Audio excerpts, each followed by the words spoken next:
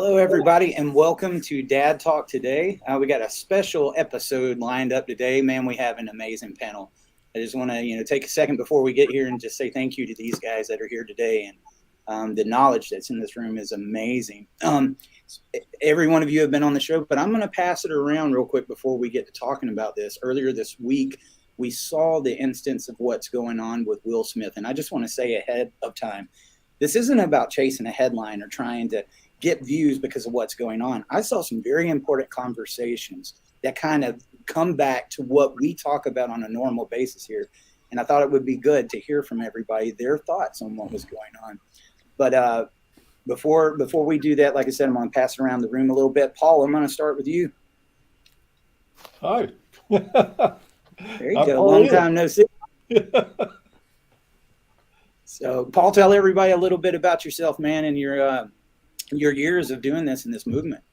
Well, I'm Paul Elam. I've been dealing with men and men's issues since I read Warren's book in 1993. It was a head spinner for me.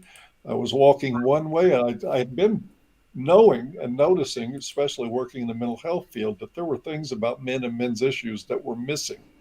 And I couldn't put my finger on it, though. It just sort of bothered me, and it was something I couldn't articulate or even wrap my mind around. But I got a copy of The Myth of Male Power. I read it in 2 days. I was up till 4 o'clock in the morning, both times, reading. And it just explained a lot in life about what was going on. And it gave me a language to articulate what I thought the problems were. And I've been involved in doing this ever since. There you go. Warren, I'm going to pass it over to you. Well, first of all, I'm very honored by that. You're just a wonderful mind, and the work I've seen you do with Stacy, supporting her and supporting men and women in your therapy work has really makes me feel honored to know you and to have had some impact on you. I'm Warren Farrell. I did write the Myth of Male Power and most recently a book called The Boy Crisis. And I had been asked after Nana and George O'Neill wrote the Open Marriage book to write the second book on the follow-up data with them. So I'm looking forward to sort of talking about these issues with this wonderful panel today. Yeah, Mr. Carnell Smith, we're going to pass it to you, brother. All right. Hi, I'm Carnell Smith. I'm also called the paternity coach. I've been around for over 2 decades advocating for laws that are father-friendly, but also dealing with laws that address paternity fraud, an international scam.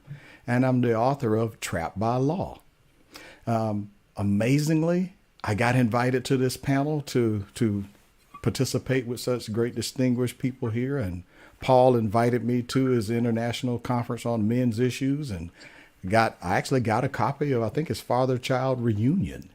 So I'm exposed to Dr. Warren's work, Dr. Warren Farrell's work in many ways. And I also met the legal eagle, Mrs. Melissa Isaak. Love to meet you guys again. And also Eric. So thanks for the opportunity to be here together. Today we're also joined by Mr. Bob Lewis. Bob, what's going on? Hey, nothing much, man. So I'm the author of The Feminist Lie. It was never about equality. It was a bestseller on Amazon in a few different categories. I've been involved in the men's rights movement, both as an activist and as a father, since probably 1996. I've just kind of seen a lot of the transition and how things are. I have a slightly different take than the other members of our esteemed panel in that I'm a fan of lawfare and been working in the legal field since shortly after I became an MRA. Now I'm more of a family rights advocate because you can't have a family without a father. And I run MissAndrewToday.com. All right. Well, of course, we're also joined by Melissa, and we're going to get this conversation rolling, guys. We've got a few clips that we're going to play. And when I saw this going on at the Oscars the other day, there's a lot of people that thinks this was a staged event. Personally, I don't. I think this was something that was kind of building up to that. And it all started with this thing that was called the Red Table Talk, where Will and Jada came together, and she admitted she had been having an affair on it. And I think during this conversation, you saw a lot of times Will was playing along with it. But I don't know. From what I could tell, it seemed like it was, some of this stuff, it was really getting to them. And I think they was on a completely different level. And then we have what happened at the Oscars earlier this week. And there's many points that we can take from that. Eric, so I'm going to Eric, before we start, can we have Melissa introduce herself also? Yes, absolutely. Thanks, Dr. Farrell. I'm Melissa Isaak. I'm an occasional co-host with Eric, so people probably are used to seeing my face now. I'm a men's rights attorney. I'm focusing on father's rights specifically, basically from the way I grew up watching my mother emasculate my father and seeing it with impunity, complete impunity. So I'm excited about this panel. Everybody brings their own expertise and a different delivery in different ways. And so, yeah, I'm ready to jump right in. Thanks, Warren. All right, guys. Well, I'm going to play this first clip. It was called the Red Table Talk. And this was, I think, earlier last year, and we'll get into the conversation afterwards. I think you need to say clearly what happened. Yeah, and then I got into an entanglement with August. That's what I said. An entanglement? Yes. Yes. Separate for a period of time, and you go figure out how to make yourself happy, and I'll figure out how to make myself happy. Well, at that particular point in time, it was indefinite. Yeah, I really felt like we could be over. We were over. And then what did you do, Jada? Well, I think from there, as time went on, I got into a different kind of entanglement with August. It's just part of it. Yeah. If you expect to be with somebody for a lifetime. 25 years and counting. We ride together. We die together. Bad marriage for life.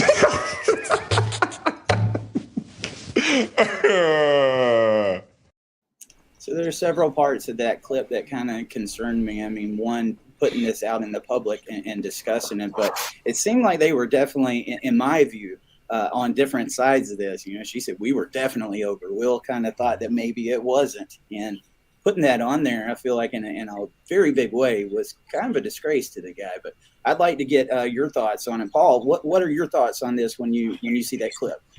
Well, the first thing that struck me, of course, was the use of euphemisms to describe she was cheating on him. She was having sex with another guy, and she wanted to call it an entanglement.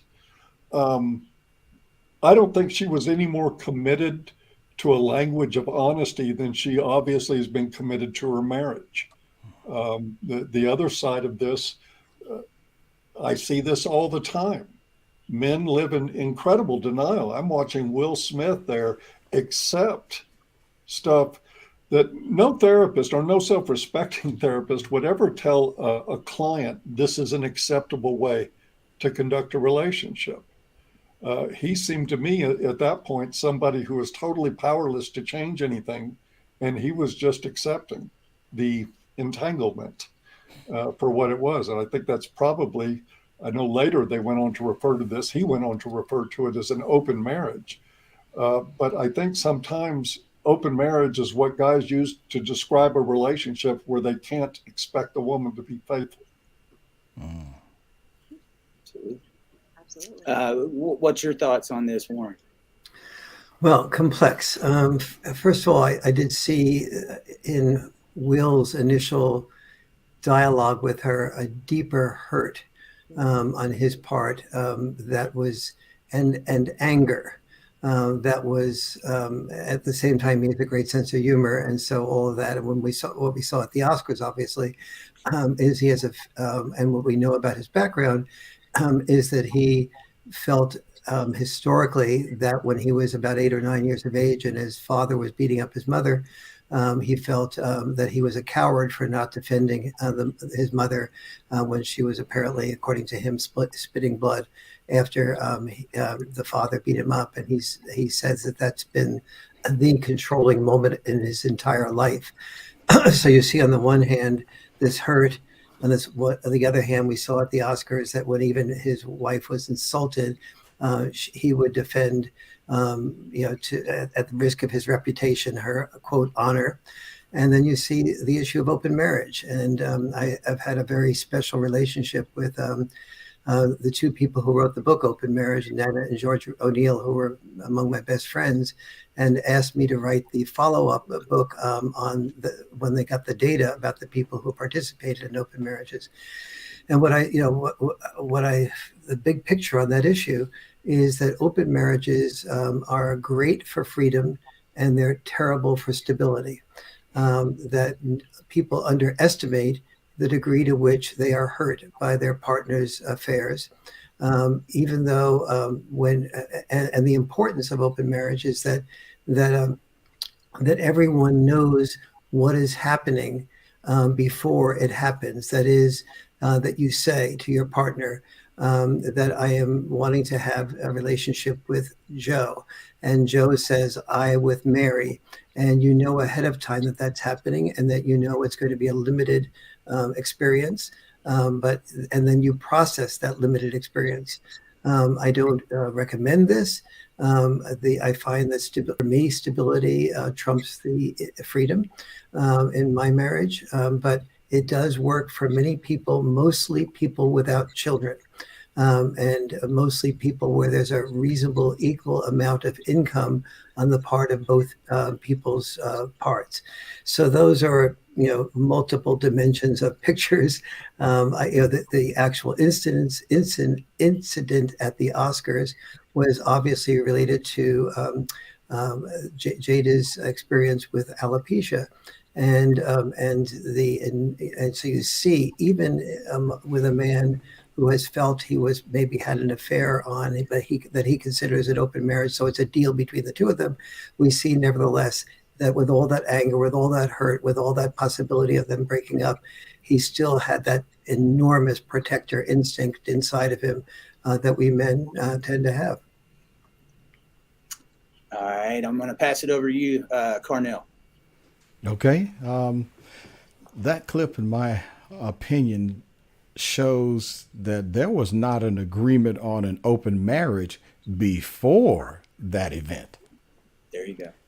Because if someone's going to have an open marriage, I'm in agreement with what Dr. Farrell said, that there should be a meeting of the minds and there should be an explicit agreement, not a after the fact, we're going to cover it up and make it sound right, as if, but even in the clip, it looked to me like he was still a few degrees short of boiling over, cloaked with some humor.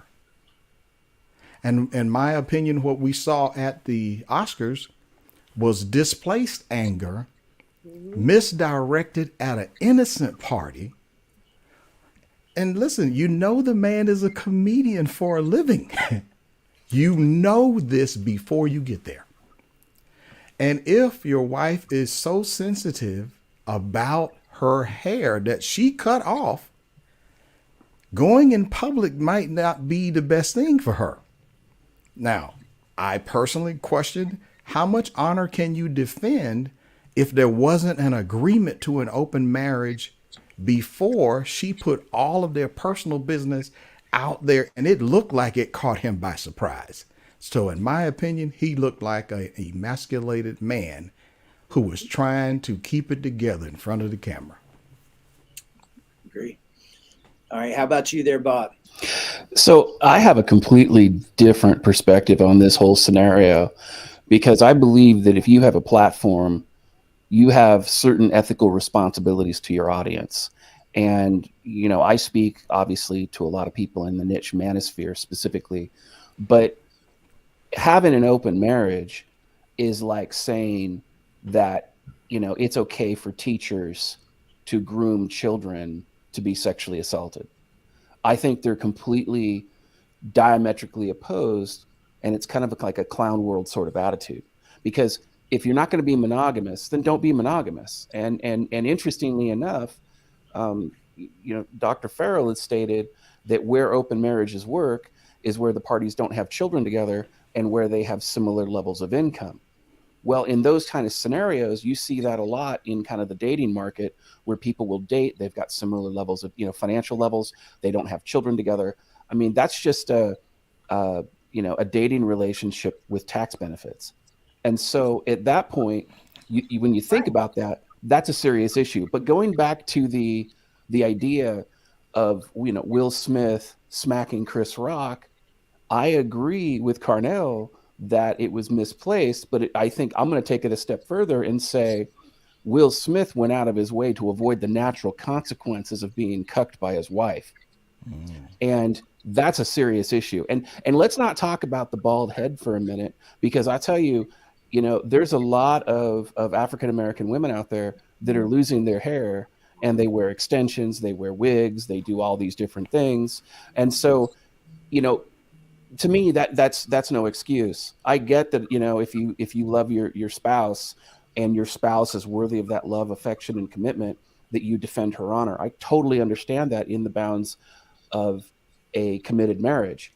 But what Will Smith has with Jada is not a committed marriage. And I tend to agree with Carnell in that he didn't know that they were in an open marriage until she cheated on him. And really that was kind of a coping mechanism on his part. But I think like I said, when I say I take it a step further, Will Smith is an example to millions of young African-American men. And, you know, the African-American community has a real crisis right now in that, you know, 70% of African-American children are raised in a broken home without their fathers. And you have someone like Will Smith who came from a broken home. He becomes a really successful actor, and he models basically what appears to be potentially abusive behavior. And he basically tells African Americans, look, it's okay to be violent if you choose to be violent, because nobody thinks for a second that Will Smith was justified in his slap, assuming that it was sincere, is justified in slapping somebody in public. No one thinks that. I mean, there's people that are making excuses for him because they like Will Smith and they're suffering from cognitive dissonance. And you can hear that in their explanation, right? Nobody says, hey, violent public assault is a really good thing and we should promote this as a society. They're not saying that, right? They're making excuses for Will Smith because he's Will Smith. When really the bigger question should be, what is your ethical responsibility when you have an audience? Is your ethical responsibility, especially when your audience is primarily young African-American men, is it to have standards for yourself and set standards for your environment around you? Because if you want to be a strong, independent, self-reliant man, there are certain things that you just don't tolerate. And I'm not talking about it from a position of having a chip on your shoulder. I'm talking about it from a position of ethical values and belief systems. And I think that that's really the issue here, is that, nothing about Will Smith's open relationship with Jada promotes the family unit. It doesn't promote, multi-generational, the institution of a multi-generational extended family. And it doesn't promote loyalty, and it doesn't promote, anything related. It just says Will Smith was afraid to lose his wife. And so he decided that he was going to basically be a kicking post for her, or be a doormat for her when it came to this. And obviously he still loves her, assuming that everything was as they say it is, when he went and slapped Chris Rock. And he was really upset about that because he truly loves his wife. But you'll notice that everybody who's making excuses for Will Smith is not talking about the full picture, in that they're not talking about the quote unquote open marriage or the fact that he got cheated on. And so we as a society are promoting infidelity on your spouse while at the same time promoting the idea of marriage. I think it's entirely hypocritical. And I think that you see all these pundits on television doing, Olympic level mental gymnastics, trying to justify what everybody knows in their heart is wrong. Right. Yeah, I think it's interesting listening to everyone's feedback, because I think from different angles, we're all coming to the same conclusion that there's an issue of unmet expectations here. And from the clip that Eric played, I think it's clear from watching it that Will Smith was caught off guard, and he's brought up, hey, we're going to ride this marriage up to the end, bad marriage, but it was his expectation that they're going to stay together. It did occur to him that it might be over. For her, she was like, oh, was definitely over. But, we want to talk about what he should have done or what he shouldn't have done. And he was laughing when Chris Rock made that statement. He was laughing up until he noticed that his wife was not laughing. I think that was his cue. I expect you to do something else other than laugh. At that point, he had already laughed. Maybe he's trying to redeem himself. But even in my private practice, when people come in, we have a man saying, this is what she should have done, or this is what she didn't do. And then you have a woman saying, well, no, this is what he should have done. This is what he didn't do. And people want to break it down and say, well, they just need to communicate. I've seen that on social media. Well, Will and Jada it's a breakdown of communication. No, it's unmet expectations. Whether it be Will had the expectation that they were in an intact, relationship where they would only have sex with one another. That's what a marriage is in my book, by the way. And she had this expectation that no, she could get into this entanglement. Now, here's another thing. So it's not socially acceptable to be a cheating spouse. So she has to reframe this and say, well, no, I wasn't a cheating spouse. Our marriage was complicated and I got into an entanglement. And people are accepting that. No, she was a cheating spouse. If he didn't know about it and didn't sanction this, she was a cheating spouse. So, and then I think everything just came to an head. I think Will Smith has these strong personal convictions, and then he's confronted with now her expectations that, no, I can do whatever I want. But when there was a perception by her that she was wronged some way by Chris Rock. Look, if somebody called me G.I. Jane, if I was bald, that's a strong woman, right? That's a great movie. She was a beautiful woman, even bald. I don't know how she took that the wrong way. But for Will Smith, what a head war for him to walk up on stage and slap him. I don't think it was staged. I don't think it was planned. I think, I know they're both actors, but given his reaction and then the way he sat down and to keep my wife's name out of your mouth, it didn't seem staged to me. But I think this was completely unmet expectations. And I think Will Smith, his own expectations personally, coupled with societal expectations, I think it was just turned into a dumpster fire.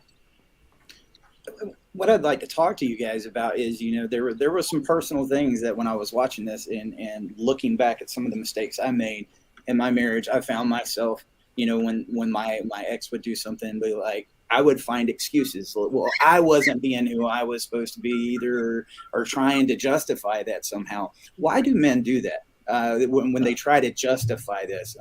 I'm curious your thoughts on that, Paul. Yeah. Interestingly enough, that was the very next thing I wanted to comment on. In that conversation we saw between Will Smith and Jada, I saw a man in a great deal of pain.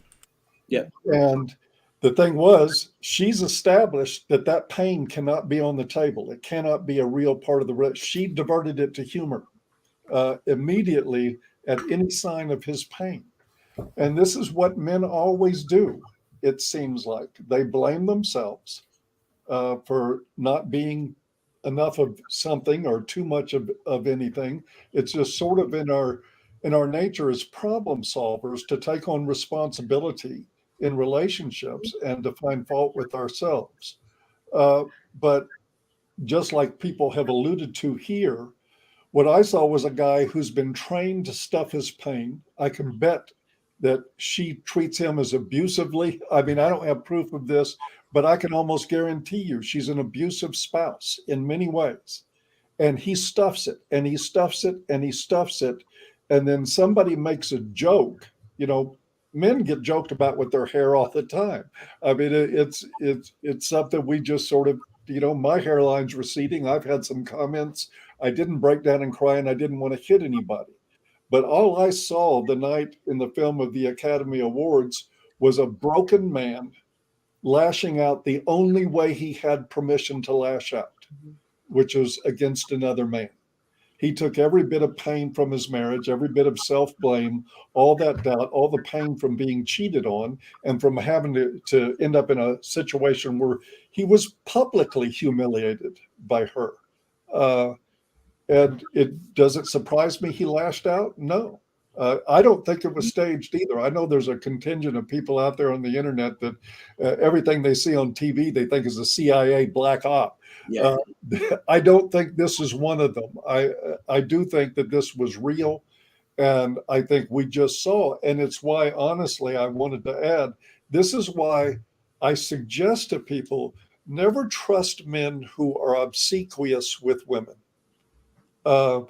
They can't be trusted. Will Smith hit Chris Rock because he didn't have the guts to confront his marriage. I think that's the bottom line. That is, and let me ask you this, Paul, too. I see this all the time where women or men come in, their wife cheated on them, and they are so mad at that man. I'm like, why are you mad at him? He's the one that broke the vows to you. She had the commitment. So kind of speak to that in your experience. Why do you think it is that men will not take it out, or they won't confront their wife? It's the other guy that they're going to get. It's for the same reason men mindlessly run to the defense of women, and why the same reason that Will Smith got a standing ovation in front of that audience, cheering him on for his behavior, is because we live in a society that refuses to confront any woman on their behavior. And men, this is what we do. We stuff this stuff and stuff it and stuff it, because to confront her means threatening the relationship. And men will go to insane lengths. I know Carnell has seen this in his work a million times over. Guys that live in denial, got kids that may not even be the same race as them, and yet they've got it wound up in their head that it's okay if they just be a good husband and it'll all be all right. And it's because we don't train men when they're boys to think this way about women. Warren? Yeah, a couple of things here. First, I think that it's really before this incident happened, Will Smith had mentioned many, many times how the defining moment of his life was when he watched his father beat up his mother, and then he felt that he was a coward for not helping and defending his mother, and that image, that guilt, that anger at himself, that failure, that the self-blame of failing to take responsibility, that has been the controlling force for him in his entire life. And it was also so that I think that's really important to understand. And this was said outside of the context of what happened at the Oscars, and outside of many, many other contexts, that this has always controlled him. That if one knows anything about me, he says, that's what you have to know. So I think that needs to be put in that context also. Second, I think that my experience with couples is that both of them tend to not blame selves, but blame the other for the things that are going wrong in the relationship. That's sort of an equal opportunity mistake I think that both men and women make. They come to me, and I'm sure come to you many times, Paul, with my wife is the problem, my husband's the problem, that type of thing. And oftentimes many people confess to me that they spend a good part of the week before they are going to get together with me trying to figure out how to convince me to side with them to help blame the other person. Mm-hmm. And that the first step in emotional maturity is to look inside of oneself and say, what part, in the tango of this relationship, what is the role that I am playing? And so let me listen carefully to what my partner is saying about the role that I'm playing, acknowledge it, work with it, and also require that my partner listen carefully to the role that I think that she or he is playing. That's the sign of responsibility. Now, taking it to the extreme that we're talking about, that you were talking about, Paul, of any man or woman who blames self all the time. We hear every feminist say that that women they blame themselves, and that's for everything that goes wrong. And we know that that is overdoing it. But I think we can overdo it on that it's the Achilles heel of all human beings is our inability to handle personal criticism without becoming defensive. And in therapy, we see everybody criticizing the other one, and the other person who is criticized largely becoming defensive, even though inside of themselves, especially if they've had 2 or 3 marriages, they begin to feel like they that maybe they do have something. The common denominator may be them. one last quickie before I go on. If someone was listening to this and is considering an open marriage, in addition to the two things that I said before, your communication you have to be devoted to communication about the open marriage in order for that to be for you to survive that in relatively good shape. And the reason I said about not having children is because, generally speaking, you're being devoted to communication about the hurts and pains that your partner has potentially brought with you by overdoing the commitment to open marriage is in conflict with your paying attention to the children and raising them well. And the children can often get very confused by by any hints that they get of the open marriage, because the children are yearning for stability. And so that's multiple thoughts on a few different angles there. Yes, sir. How about you, Carnell? Well, I have indeed seen the same behavior among men who are paternity fraud victims. I often refer to it as the white knight syndrome. You know, he, in spite of what he's gone through and endured multiple affairs on the part of the mother or wife, and yet years later, they try to defend her. They try to take blame for her actions. And as if he did something wrong.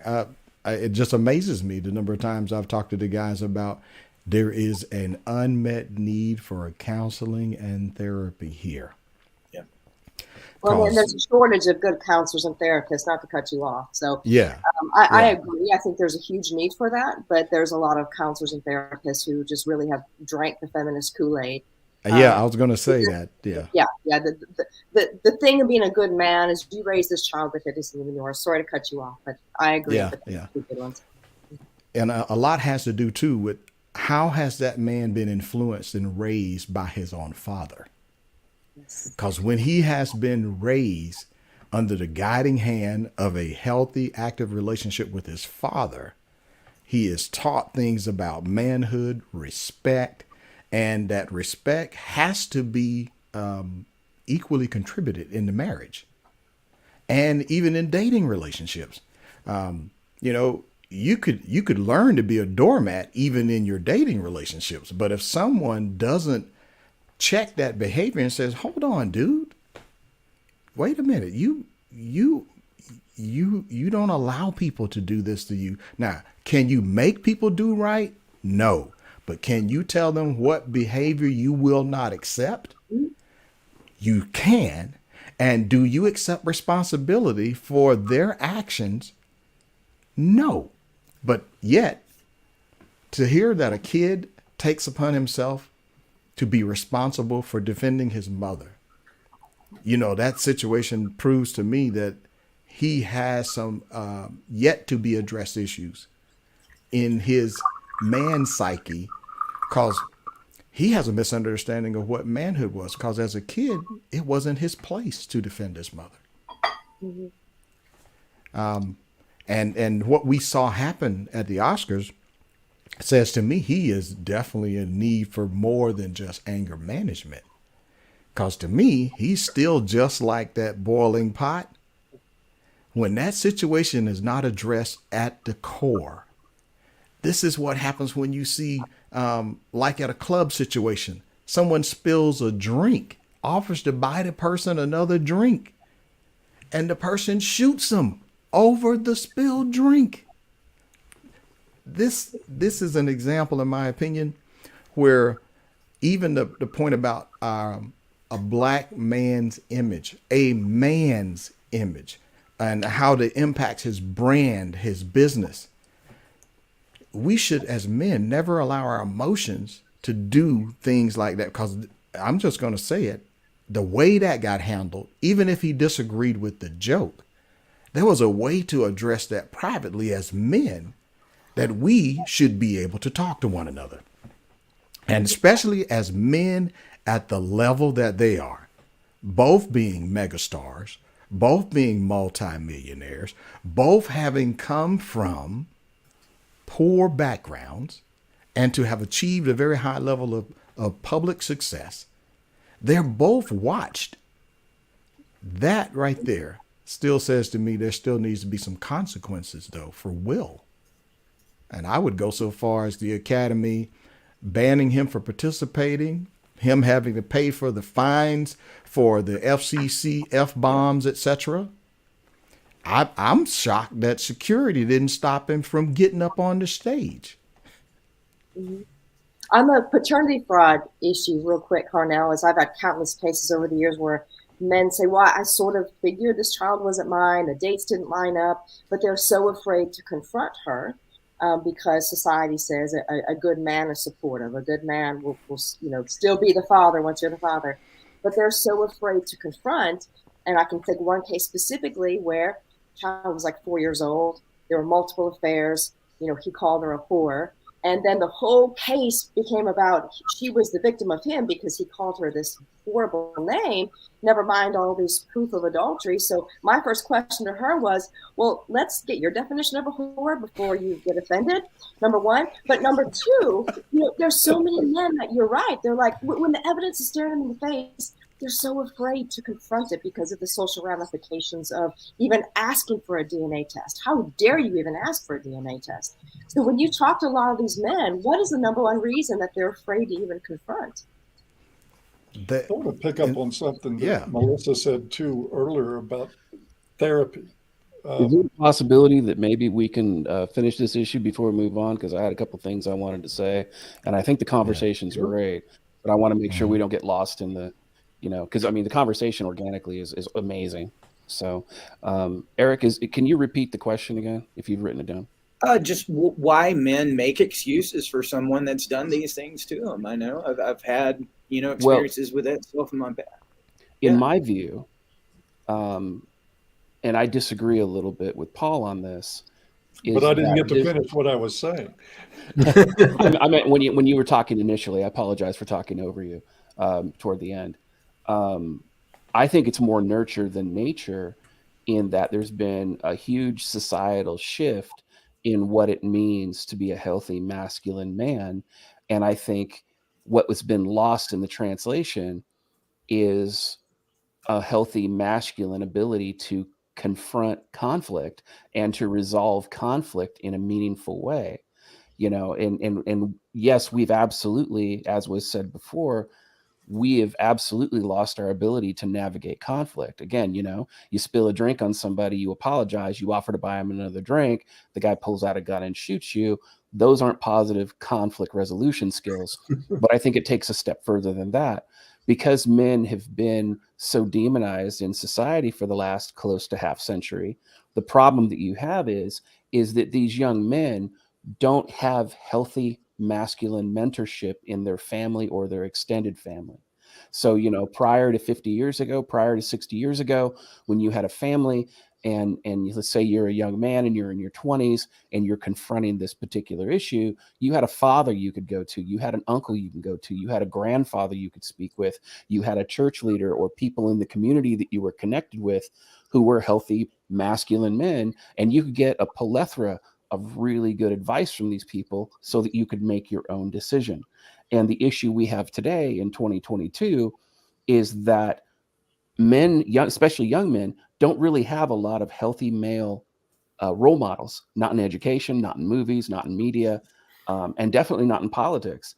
And so that is an extremely huge issue because a lot of females have really strong role models that they can follow through. But the problem is that when you have this idea of the failed social contract between men and women, women are now taught to, and I'm speaking in extreme generalities here, many women are taught that if a man disagrees with them on anything, even if it's a healthy disagreement, that's abuse, right? Yep. That's an emotional abuse. That's something that a woman shouldn't tolerate. And so what's happened is that we are now a society that deals in a lot of false dichotomies. You do this or else. So it's, when there's women, it's always ultimatums. Or if there's a man who doesn't have conflict resolution skills, there's always an ultimatum. They never consider what they do to contribute to the problem. And more importantly, when it comes to a lot of these relationships, they're not focused on looking for common ground to make the relationship continue. Their motivation isn't to make the relationship continue or to continue with the marriage. Their motivation is to be justified in what it was that they did wrong, both men and women, so that they can feel they can abandon the relationship with a clean conscience. And so, which is unlike marriage, say 50 to 100 years ago, where they, the husband and the wife would go through a lot of these things. And many times that marriage would survive, and it would survive a lifetime. And again, it wasn't because of anything else other than a commitment to mutual investment and a commitment to solving the problems. And more importantly, a commitment to not making the same mistake twice. So again, I apologize, Paul, for talking over you. That's okay. I'll let it go once. Oh, fair enough. Fair enough. I like that. Second time you punch him out. And finally, I want to say one last thing. I would like to finish my thought, though. Yeah. I think it's an important thing that Melissa brought up about therapy. And it is, I run into this all the time with my clients. What happens so often, the training of therapist one is so slanted, so anti-male to begin with. And this is particularly true in the marriage and family therapy circuit. What happens in so many of these cases is that the woman will recruit a therapist to collude with her to team up on the man. And the therapists do it. They do it with alarming regularity. And then something else interesting happens. In many cases, the man will end up colluding with the therapist and the wife on him being the identified problem. It's exactly what Melissa was talking about. Psychotherapy for marriage is a bad bet. It really is. It's a very bad bet because psychotherapists are so bad. They are so misandric, so against men in their practice. They are more than happy to collude with the wife, make this guy the identified problem, and they can create a wonderful revenue stream of people coming back over and over and over again so that the wife and the therapist can beat up on the man. That's what happens in therapy. And I think guys that are thinking about therapy to address an affair or other problems in a marriage, I urge you to reconsider and go a different path, because what's out there, or at least to employ some really good screening techniques and the right questions for therapists before you start handing over money to them. If you ask your therapist, tell me about men's issues, and the first thing out of their mouth is toxic masculinity, you know to leave right then. You don't have to stay another minute in that. And there are other things, and I don't want to go long-winded here, but there's a lot you can do to cover yourself to make sure you're not getting a bad therapist. Paul, expand on that a little bit. There's a lot of people watching for whom this could be a turning point in they're working out a good, finding a good therapist. As we know, a good therapist can be great, and the type of therapist, the way therapists are trained to, can be a disaster. So can you elaborate on some of those screening techniques? Sure. I think the biggest key is simply to ask a therapist what their understanding is of men's issues. And if they talk about violence, control issues, abusiveness in relationships, dominance, all sorts of language that we're accustomed to hearing about men and their problems, but they don't mention suicide, they don't mention depression, they don't mention alcohol and substance abuse, they don't mention self-harm, all these things that disproportionately impact men. You look at the suicide rate, it's 4 times. And it's I think, Warren, I think you documented that during the process of a divorce or breakup, it goes up to 10 or 11 times the amount of women that it's in court. It's an 8-to-1 ratio of male to female suicide. Yeah, absolutely. And them not knowing this stuff. Yes. Or if you ask them about men's issues and they look puzzled, that is a real red flag. But if you ask them about men's issues and they talk about depression, substance abuse, suicide, I ask them, have you ever heard of Warren Farrell? It's interesting you say that, Paul, because I'm actually getting a PhD right now in counselor and therapist education and supervision, and the slant is so incredibly apparent. So, and of course I was they were talking about, how women are still victims of society. And I couldn't take it anymore. I unmuted my mic and I let loose in there. And I quoted Dr. Farrell's book. And I told them, perhaps we should schedule a session with Dr. Warren Farrell so we can educate everyone here. So we stop the misinformation and sending these professionals, right, these PhDs out into the workforce, and they're devastating and they're only hurting people. So I'm sure I'm not their favorite person, but I'm not going to sit there and pay somebody to pour this Kool-Aid down my throat that I know is false. And I can tell you, in the courtroom, you have all these very incompetent master's level, PhD, whatever the case is. These people are taking the stand, and I've even had them diagnose my client as a narcissist and never have talking to him. So this is a very real issue, and I think has to be frustrating for you, Dr. Farrell, because you do the right thing and you don't collude with either side. So doing the right thing, you see where counseling can be so beneficial. And then, and I see it from another angle. I see the other side of it. But no, I think thank you for bringing that up, Paul. I think that's a great point. And I have to say that as bad as MFT training is, LCSW training, social work training is much worse. There is and these are the people that are supposed to be responsible for keeping the family together. And it's almost always a blame the man dimension to it. And we're part of the patriarchy and so on. And there's no, so I've seen some marriage and family therapists be good, even though the majority of them go through the system that we're all talking about. But I haven't seen, it's almost impossible to find somebody that's gone through the social work program that has survived that without coming out in an anti-male way, which is deeply, deeply sad for me, because from my perspective, we should all be in this together to learn how to, this should be the beginning. For the first time in history, survival needs are taken care of in the middle and upper middle class in the developed nations. And we have the possibility of learning how to communicate in a way that hears each other. And we've wasted the last half century not doing that, but rather mostly feminists blaming men for the world wrongs. All right, guys. I think everybody's pretty much seen this video at the Oscars. I was going to play that, but I want to get to another clip because there's one that I don't think has surfaced around yet that I think would be interesting for everybody to see. And I wanted to make sure to get this out because I know, Paul, you have to leave a little bit early, and I want to get your thoughts on this. So I'm going to play it real quick. Do that in this world, man. You can't do that in this world, man. Arsenio, they got rules. They got rules. Like, he has a rule. The bass player, he got a rule. He got to wax his head every morning. That's a rule. He follows the rules, man. He follows the rules. Oh, these are jokes. Come on. Oh, these are jokes. Come on. So this is a video that I found of Will Smith in the 90s making fun of a guy with bald head. And when the audience kind of reached back, it's just a joke. But it was okay for him to do it to this man, and it's just a joke. But it wasn't for the wife. I was just going to get you to talk a little bit about this double standard and your thoughts on that video. I'm going to start off with you there, Paul. It's almost like we've already covered it. I mean, of course, his slapping Chris Rock had almost nothing to do with anything Chris Rock said, at least in my opinion. And it was a joke.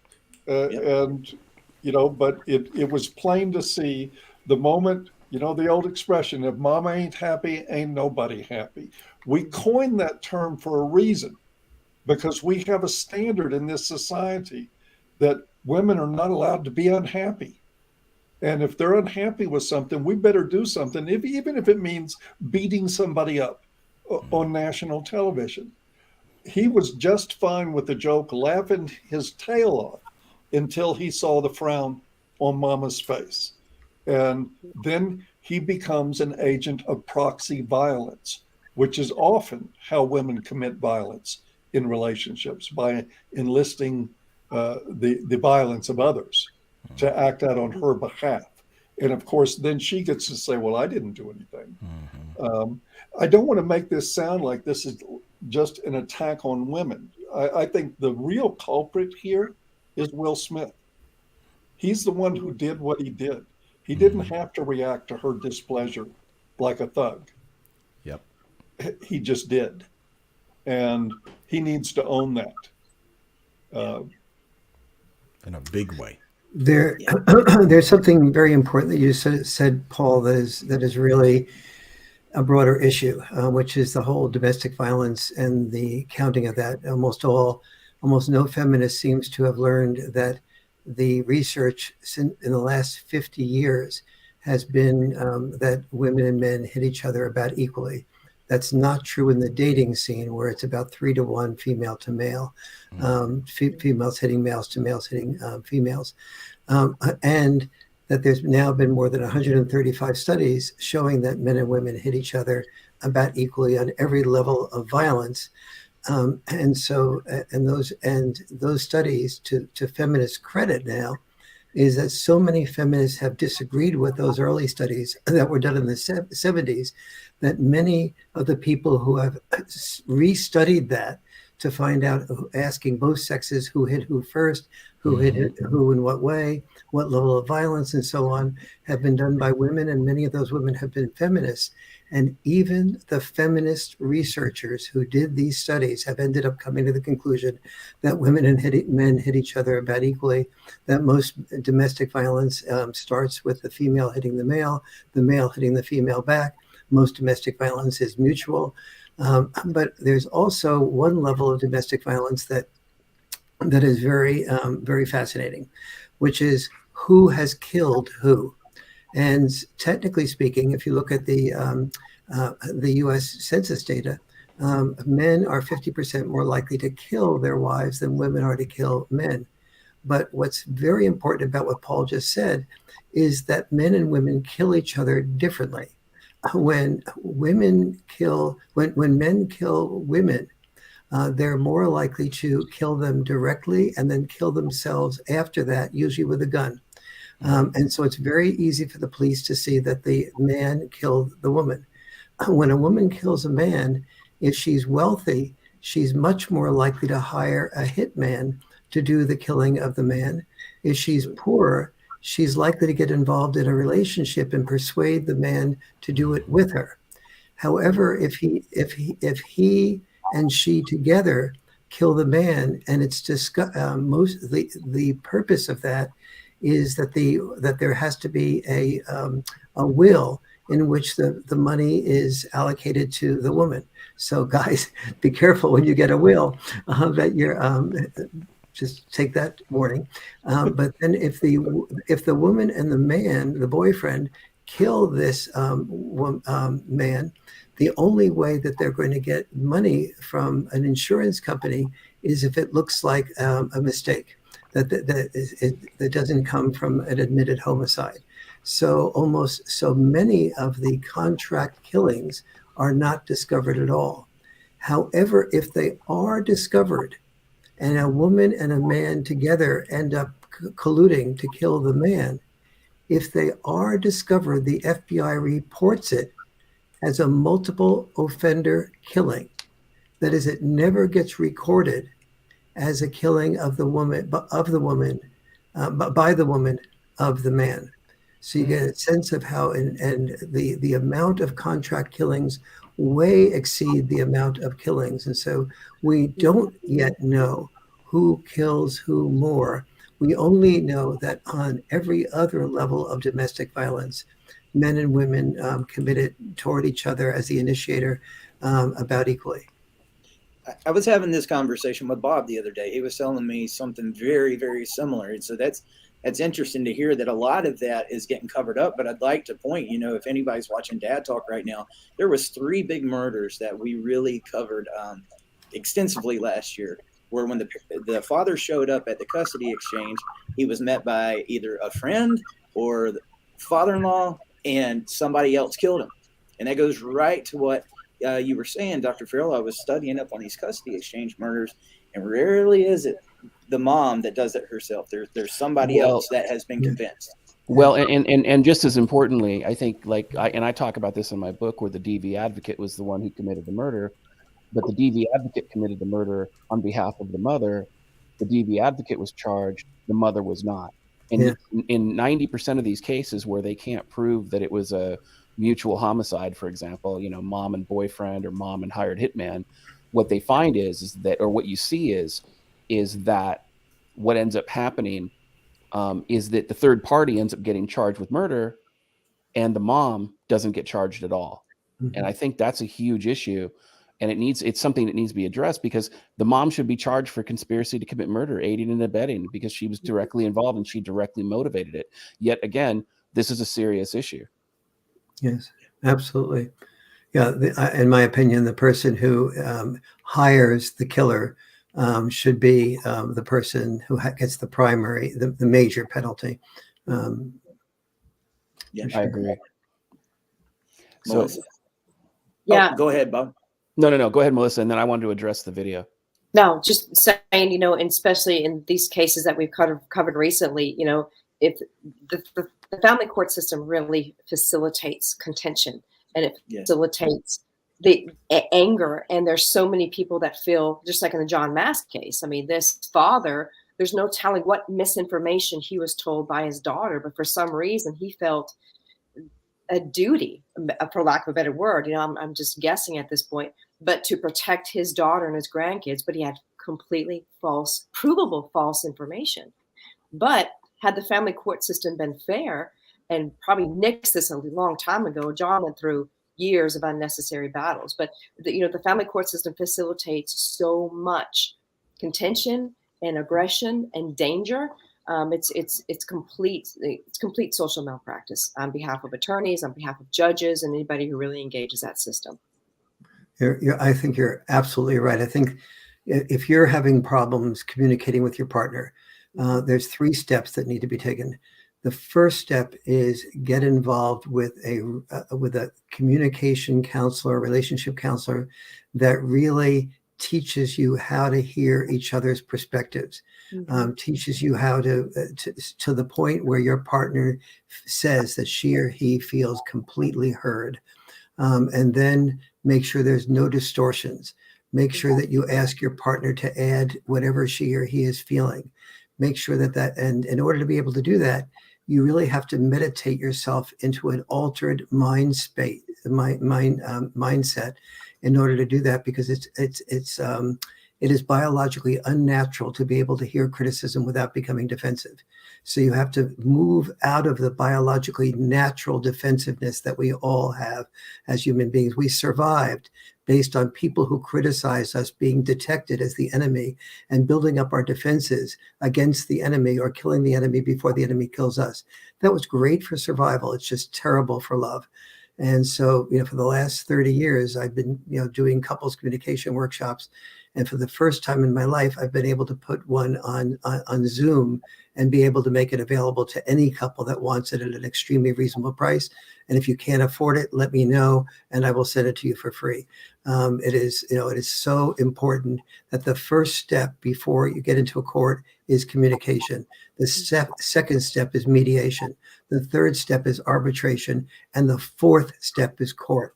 The court is designed to pay people to make you angrier and therefore increase the problem that got you into court to begin with. I'd like to address the court issue, because this is something that I see on a daily basis. I think that when it comes to the court system, at least for, the majority of the time where you've seen unified family courts and the development of unified family court, what I've seen is that the court indoctrinates attorneys to commit malpractice. And what I mean by that is that when you're in a court case, attorneys don't do discovery anymore. They don't send interrogatories to the opposing party. They don't request for documents. They don't request admissions and denials. They don't send out subpoenas to third parties. And I think that that's a huge issue, because really, if you're in litigation, which is always adversarial, even though they say it's family court's not adversarial, it is. Our American system of jurisprudence is always adversarial. But if you really want to have a discussion about the facts, you actually have to do discovery. You have to be able to reconcile what somebody says with what they can prove and what the evidence is. The problem is that the family courts don't want that. They want a he said, she said narrative because they've been indoctrinated by this feminist engine that, the power and control wheel, that the man is always wrong and the woman is always right. And they don't want to confront the reality of the situation. So they assign parenting investigators that have a gender-based informed confirmation bias against the man. And often, I should say, will come back with a recommendation for the mother without doing any real investigation whatsoever. And so the second that you start doing real discovery, if you're successful, you get a better outcome. But many times it's the court colluding with the opposing party to shut that investigation down. And part of the reason that is because the CLEs that are received by attorneys really promote and reinforce this indoctrination and promote an opposition to actually having evidence and things like that. Now, switching gears real quick, let's talk about that video. Interestingly enough, about the video with the joke about the bald head joke with the band member, that happened at a time where we had a different country. We had a different cultural mindset. I remember, that was in the 90s. I was out and about going to the club, and we in that time, we had freedom of speech in a way we don't have it today. We were able to communicate with one another in a way in the 90s, and it wasn't perfect, obviously, but we were able to communicate in the 90s, disagreement and conflict, without having feminist undertones or social justice undertones or any of these other discriminatory biases. And we could joke with people of different races and even sometimes make racial jokes back and forth with one another, and still remain friends and still remain closely together and still remain tight-knit communities. And we don't, that doesn't exist today. And so that joke, those types of jokes, people get canceled for stuff like that because they don't understand that, this is humor and satire. And you're supposed to be, at some level, sometimes you're supposed to be a little offended. That's the whole idea of satire and comedy, is it's kind of meant to kind of push the limit a little bit of what is considered socially acceptable. And I don't see that today in today's comedy and today's humor. And, while, it's interesting to bring up the fact that, he made fun of somebody's bald head in the 90s and now he's upset about it today, I really think it's an apples and oranges comparison, because really we're really looking at dramatic cultural shifts rather than this idea that, let's go ahead and play, soundbite chicken, really is what it is, where you take a soundbite from one era and you try to apply it to another era. And I think that by doing that, I think, number one, we do Will Smith a disservice, but number two, I think that really calls out how we as a culture, the powers that be anyway, don't allow us to communicate in ways that we shouldn't be offended by or that shouldn't be a serious issue. Yes. Well said. There's very few things that break my heart more than when I'm in court testifying for the court to understand the importance of equal shared parenting, that I hear the mother's attorney trying to do everything she or he can to make me not credible, when the job of both attorneys should be to, how can we work out something here where the children can benefit, exactly what will benefit the children. And the idea that both attorneys are out there being paid a great deal of money to not hear is exactly the opposite of what should be happening in any place that repairs a marriage or that leaves a marriage intact enough on the four most important issues to be beneficial to the children. Those four most important issues being that there needs to be an equal amount of time with mother and father, that the dad and mom needs to live within about 20 minutes drive time from each other, that there needs to be no bad mouthing that the children can overhear from the other parent, and that there needs to be constant communication, consistent communication counseling. Those four things you have together, children tend to do almost as well as they do in an intact family. And those should be the goals of any institution that's trying to work with parents who are divorcing. Absolutely. Absolutely. You hit the nail on the head. Thank you. So I'm going to get. I have to leave. Yes, sir. Yes, sir. That's what I was going to do. I think we're going to close out the show now, but I think everybody and Carnell and Paul had to get out of here. But thank you so much for this discussion. I could sit here and listen to you guys all day long. It was. And Dr. Farrell, Yes. Could you tell everybody how to get a hold of you or how to get a hold of your book? Because that is probably one of the best books ever written when it comes to our boys, our men, and custody. Thank you very much. The Boy Crisis book, if money is an issue for you, just check it out on Amazon. It's on sale right now. If you're a person who commutes or works on treadmills and exercises, get the Audible version. It's I read my own portion of the book, and John Gray, the co-author who wrote Men Are From Mars, Women Are From Venus, reads his portion of it personally. I find a lot of people responding very well to that. That's especially important if you have sons. If you want to get a hold of the book that we were talking about here, that's The Myth of Male Power, and that tries to be an explanation of men's issues in a way that is also female positive. And you can get a hold of me by just emailing me at warren@warrenfarrell.com. I couldn't remember anything more complicated, so they gave me an easy one. And or just go to my website, warrenfarrell.com. Thank you so much, Warren. It was Thanks an honor having you here as always. Thank you. A pleasure. Yes, sir. Bob, tell everybody where they can get a copy of your book, The Feminist Lie, and how they can reach out to you. Well, they can reach out to me on email at misandry.today@gmx.com. That's gmx.com. You can go to my website at misandrytoday.com. You can find the book, The Feminist Lie, like I said, on Amazon. You can find it either as an ebook or as a hardback. I believe it's also on Apple Store. It's on Barnes & Noble and a few other locations as an ebook. But if you want a hard copy of the book, you've got to go to Amazon to get that squared away. Melissa, how can we get in touch with you? No, just my website is protectingmen.com. And then, of course, sporadically here, I get to co-host with you. So yeah. There we go. All right, guys, thank you so much for joining today. I think this was a good conversation. We need to do this more often. So thank you all. Thanks, everyone. Hey, everybody. Eric Carroll here. Thank you for tuning in to another exciting episode of Dad Talk Today. While we fight for you, we would ask for you to please help fight for us. Like, subscribe to our channel, and ring that bell so you get notifications every time we go live. There's also Super Chats, patreon.com/Dad Talk Today, and other ways you can support our channel. Thank you for being here, and we will see you next time.